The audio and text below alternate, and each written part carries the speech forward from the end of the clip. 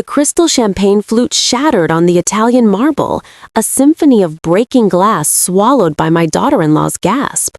Chloe's mother, Eleanor, was on the floor, her body racked by violent tremors, a thin line of white foam tracing her lips. And all I could think was, this was meant for me. If you're watching this, don't forget to subscribe. Now, before I explain how my retirement party turned into a crime scene, understand this. I've spent 72 years on this planet. I didn't build a multi-million-dollar event planning empire from the ashes of my husband's death by being a fool.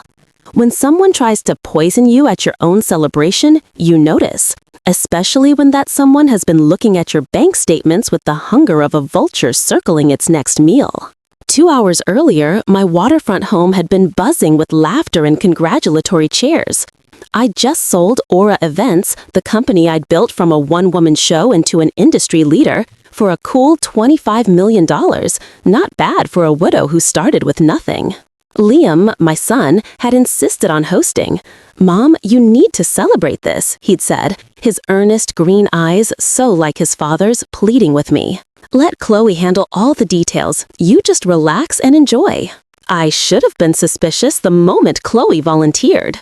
The woman who considered reheating takeout a culinary feat was suddenly channeling her inner Ina Garten, arranging canapes and floral centerpieces with a terrifying intensity. The party was, admittedly, flawless. About 40 guests from my professional world, a few close neighbors, and family.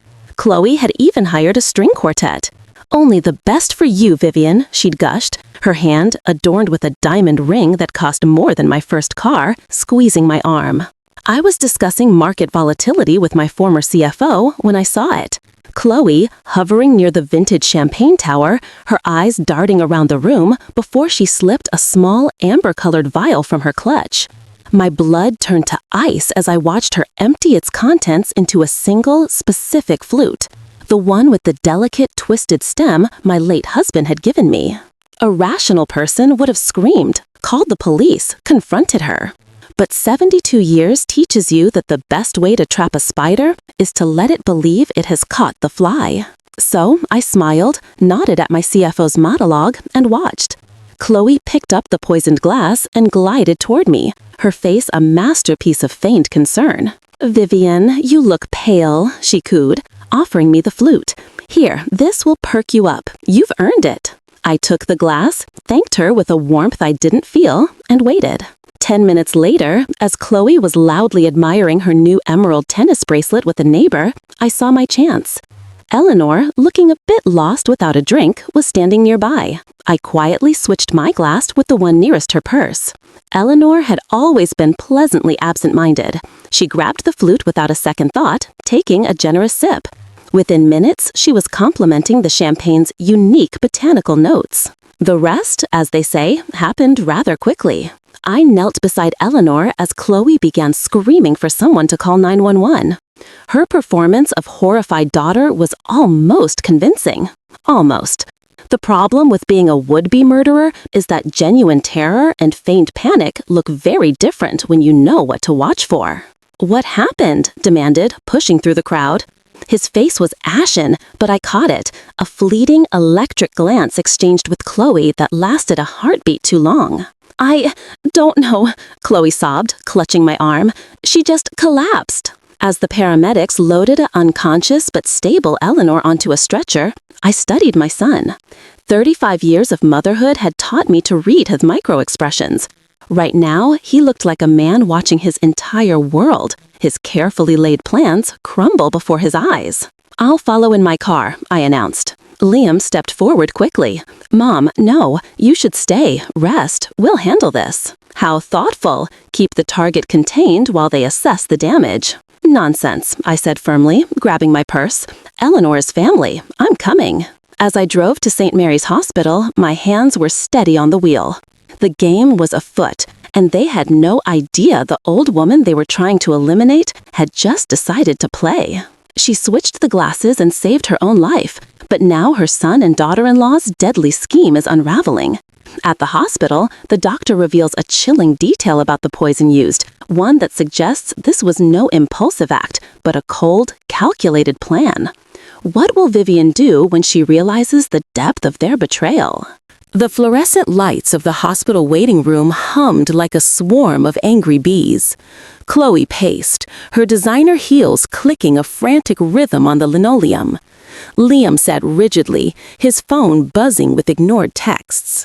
"This is just awful," Chloe whimpered for the third time. "Poor Mom, I can't understand it." I patted her shoulder. "These things are often mysterious, dear. I'm sure the doctors will figure it out." I paused, then added casually, "You know, it's lucky she only had a few sips of that champagne before she collapsed." Chloe's step faltered. "Champagne? You think the champagne did this?" "Oh, I'm sure it's nothing," I said with a dismissive wave. "Just an old woman's mind seeing patterns." But Chloe's face had lost a shade of its color, and her hands trembled as she reached for her coffee. 3 hours later, a doctor emerged.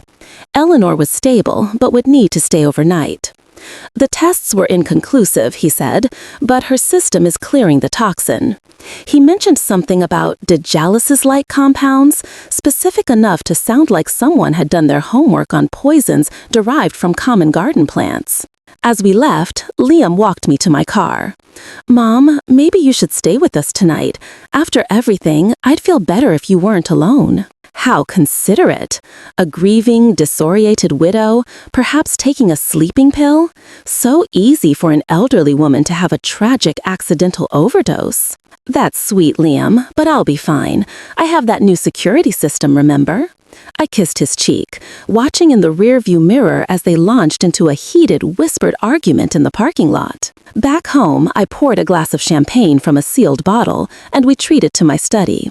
It was time to unravel my loving family's plan. By 5 a.m., fueled by strong coffee, I had a legal pad filled with notes. Liam's architectural firm had been bleeding money since a major project fell through. Chloe's art gallery was a vanity project, a money pit. They lived in a monstrous modern house in Crestview Heights, a mortgage albatross around their necks. The sports cars, the private school for my granddaughter Sophia, their lifestyle was a house of cards. Looking at my records, I'd gifted them over $250,000 in the past 5 years. I'd called it investing in their happiness. They'd apparently seen it as a down payment on an inheritance they were tired of waiting for. The phone rang at 7:30. Chloe. "Vivian, I couldn't sleep," she said, her voice thick with faux concern. "After what happened to Mom, you didn't feel sick at all, did you?" Checking if her poison had found its mark. "Not at all, dear. I feel wonderful." "The doctors think Mom ate something that disagreed with her before the party. You know how she is with her supplements." Eleanor was many things, but careless with her health wasn't one of them. The woman had a spreadsheet for her vitamins. After hanging up, I looked at the half-finished champagne bottle from the party, still sitting on my counter. What would a lab test find? I didn't need proof for myself, but evidence might be useful. My doorbell rang at 9 o'clock. Liam stood there with a box from my favorite patisserie. "Thought you might need breakfast," he said, the picture of a devoted son. As he moved around my kitchen with a familiarity that now felt sinister, a profound sadness washed over me. This was my little boy. When had he become a man who would stand by as his wife tried to kill his mother? "How are you holding up, Mom?" he asked. "Oh, you know me. Tough as old boots." I sipped my coffee and waited. He took a deep breath. "The thing is, Chloe and I have been talking about your situation." "My situation?" "You're 72, Mom, living alone in this big house, all that money from the sale. It just seems like a lot to manage." There it was, the opening move. Liam suggests that for her own safety, Vivian should consider moving into a luxurious retirement community called the Gables. But his concern feels more like a strategy. As he lays out the plan, Vivian realizes this is about more than just her well-being. It's about gaining control. What sinister requirements does the Gables have for its new residents? "I appreciate your concern, Liam," I said, keeping my voice light. "But I've managed a multi-million-dollar company. I think I can handle my own household." He leaned forward, his expression painfully earnest. Have you, though? I mean, what happened with Eleanor? What if that had been you? What if you'd collapsed and no one found you for hours? The audacity was breathtaking. He was using their botched murder attempt as a justification for their plot. Liam, Eleanor collapsed at a party with 40 witnesses. That's hardly an argument for my incompetence. He ran a hand through his hair, a childhood tell when he was about to ask for something big. Look, we've been researching. There's a place called the Gables. It's more of a resort. Golf, spa, concerts. It's only 15 minutes from us.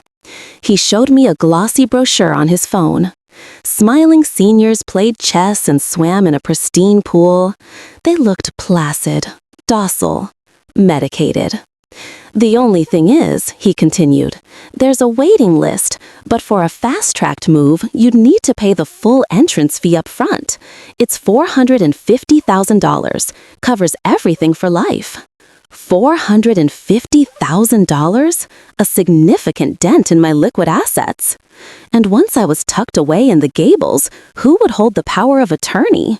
Who would be making decisions about my care and the remaining $24.5 million?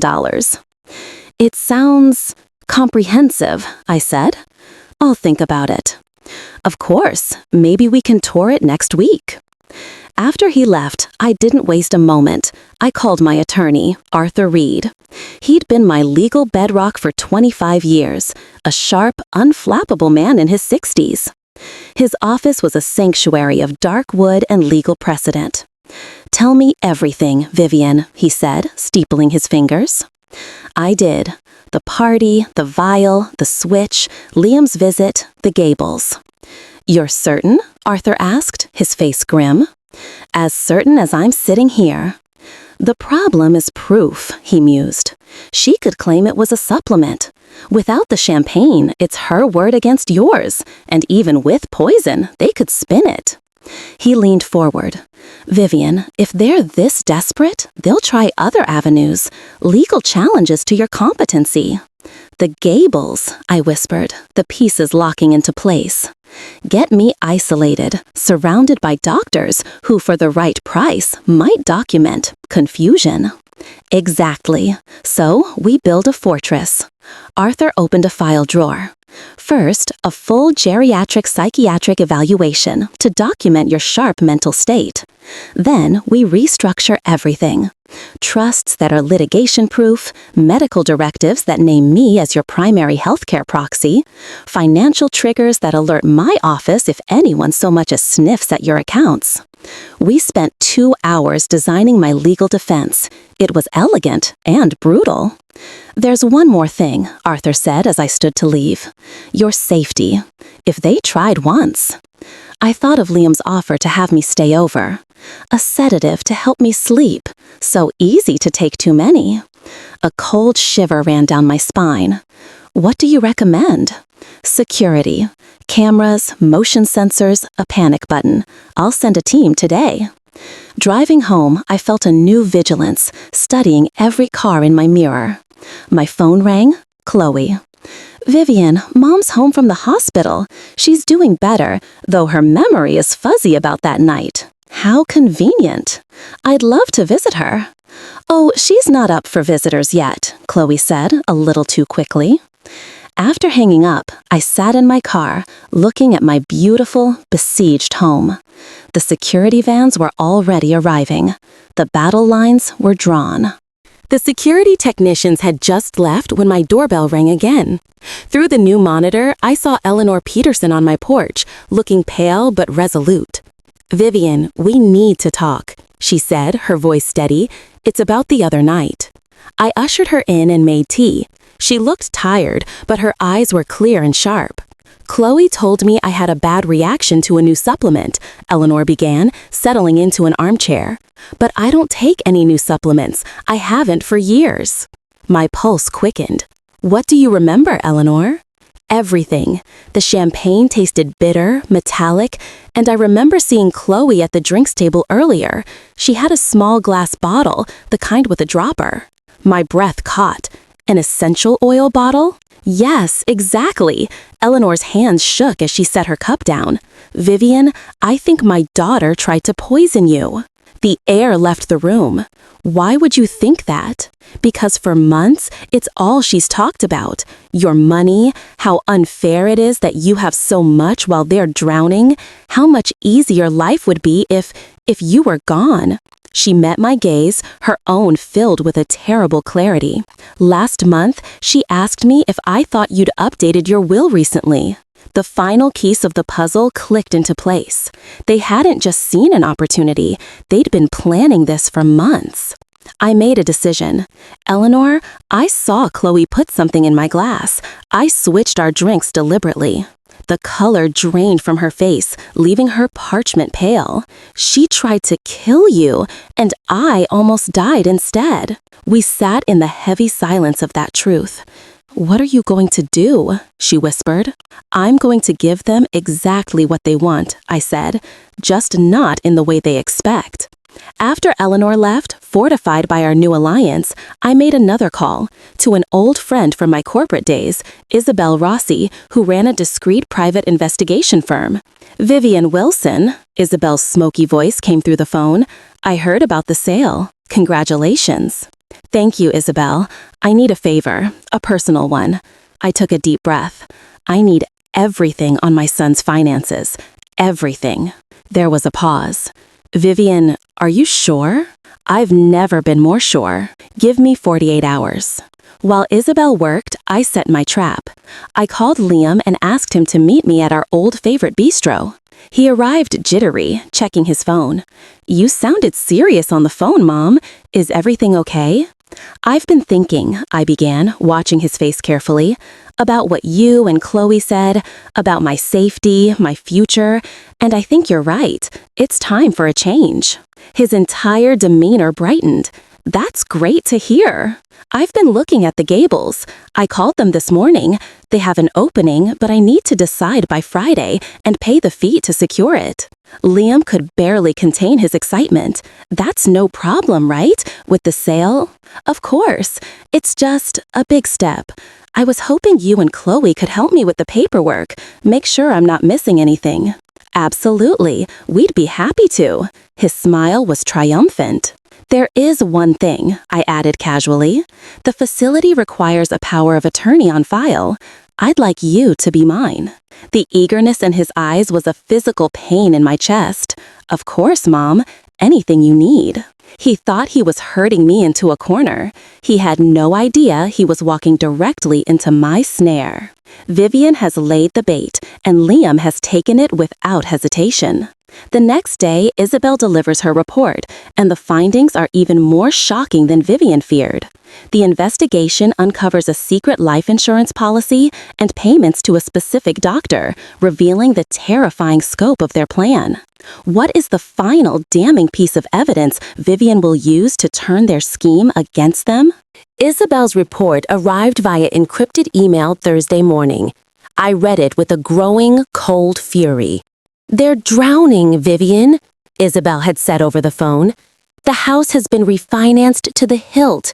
They're over $100,000 in credit card debt, using one car to pay off another. Liam's firm is technically insolvent. Then came the hammer blows. Chloe took out a $750,000 life insurance policy on you 6 months ago. She listed herself as the primary beneficiary, citing insurable interest as your caregiver. And, Isabel continued, Liam has been making regular, small payments to a Dr. Alastair Finch, a geriatric psychiatrist known for flexible interpretations of competence in elderly patients. The coldness I felt was absolute. They hadn't just planned a murder, they'd built a full-scale financial and legal coup. The poison was just one option. If that failed, they had Dr. Finch and the power of attorney to declare me incompetent and lock me away. That afternoon, Liam and Chloe arrived at my house, their briefcase full of paperwork for the Gables. They spread the documents across my dining table like a battle map. This is the financial disclosure, Chloe said, her eyes gleaming. It lists all your assets for their accounting. And this is the power of attorney, Liam added, sliding the document toward me. Standard stuff, just lets me help you if things get too complicated. I read it. It was anything but standard. It granted him immediate and sweeping authority over every cent I owned. This seems very broad, Liam. Mom, it's a precaution. At your age, it's good to have someone handling the complicated stuff. At my age. The phrase was now a weapon. I pretended to hesitate. I need to think about this overnight. Mom, the unit won't be available tomorrow. Liam pressed, a note of panic in his voice. I'll have my answer for you in the morning, I said firmly. After they left, I called Arthur. Alistair Finch, I said. A long silence.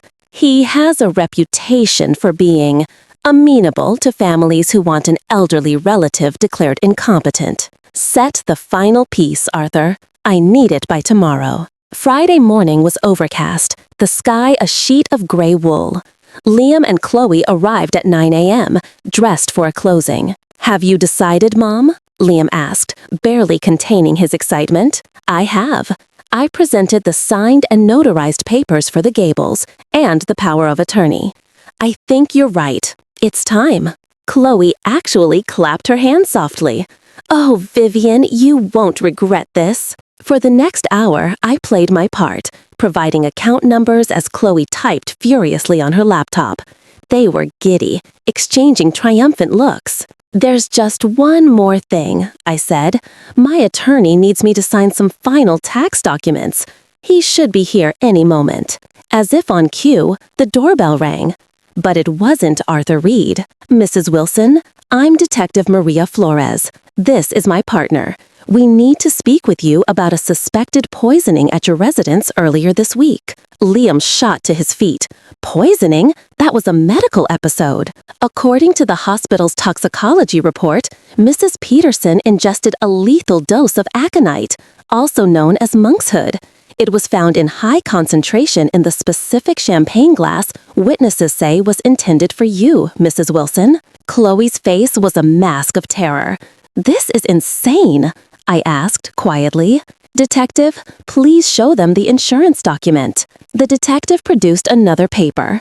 Mrs. Hardwell, we found a $750,000 life insurance policy on Mrs. Wilson taken out by you 6 months ago. That's quite a motive. I saw you poison my glass, Chloe, I said, my voice cutting through the room.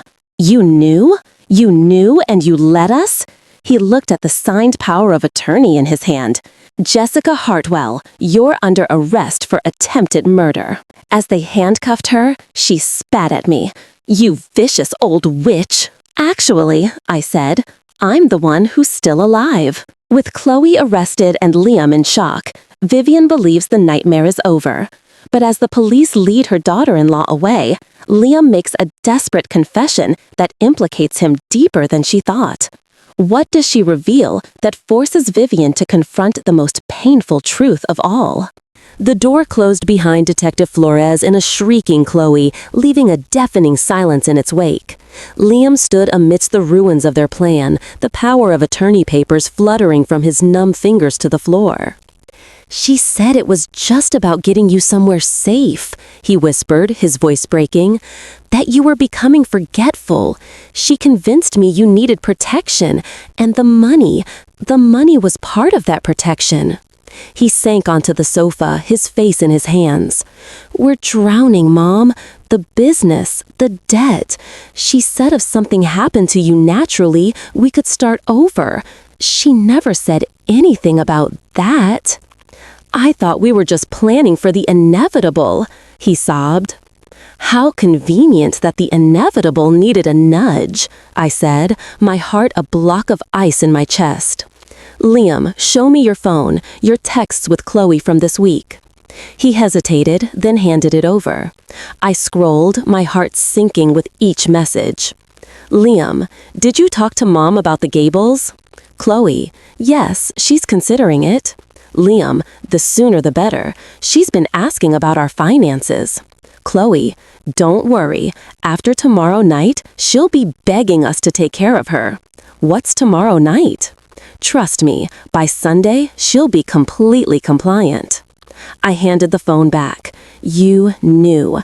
Maybe not the poison, but you knew she was planning something for the party to scare me, to break me.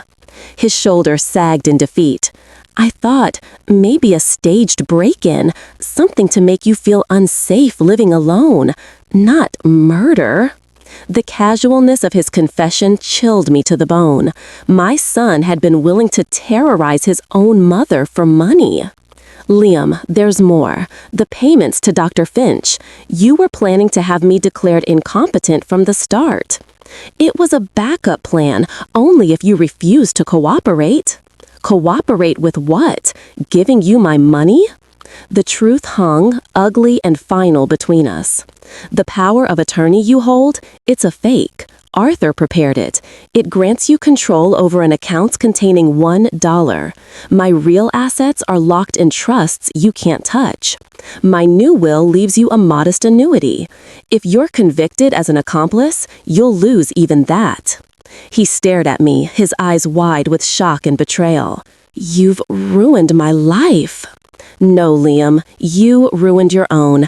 I just made sure you couldn't ruin mine in the process. Watching him crumble, I felt no victory, only a profound, bone-deep grief for the son I had lost long before today. 3 months later, I sat in my garden, the roses blooming under the care of a new landscaper. The legal aftermath was settled. Chloe was sentenced to 12 years for attempted murder. Liam, after a plea deal, received 5 years for conspiracy and fraud. My granddaughter, Sophia, had called me last night. At 17, she was old enough to understand the horror. "Grandma, I'm so sorry. I had no idea," she'd wept. "I know, sweetheart. It's not your fault. Can I come visit this summer?" "I'd love that," I said, and I meant it. Eleanor had become a dear friend, our bond forged in betrayal. We were even considering starting a nonprofit to advise seniors on financial self-protection. Arthur visited to deliver the final good news. The insurance policy was voided, and Liam's creditors had seized all their assets, including the house in Crestview Heights. They asked if I wanted to buy it back. "No," I said, "let it go." My money was now protected in perpetuity. I was safe. That evening, I sat on the deck with a glass of wine, watching the sunset. Money had brought out the worst in my own family, but it had also shown me my own strength. I was smart enough to see through them, tough enough to stop them, and resilient enough to build a new life. My phone buzzed, a text from Sophia. "Grandma, got accepted to Columbia for business. Can't wait to tell you everything." I smiled, typing my reply. Maybe that was the real victory, not the thwarted scheme, but the chance to guide the next generation toward a better path.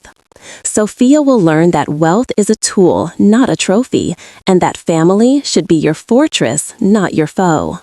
I started this story with a poisoning, but it was really about the difference between aging and becoming powerless. I may be 72, but I am powerful, and anyone who underestimates a sharp old woman does so at their own peril. The best revenge isn't just living well, it's ensuring those who wronged you watch you do it from a distance. I had my peace, my security, and my future, and I would sleep soundly knowing I had earned it all.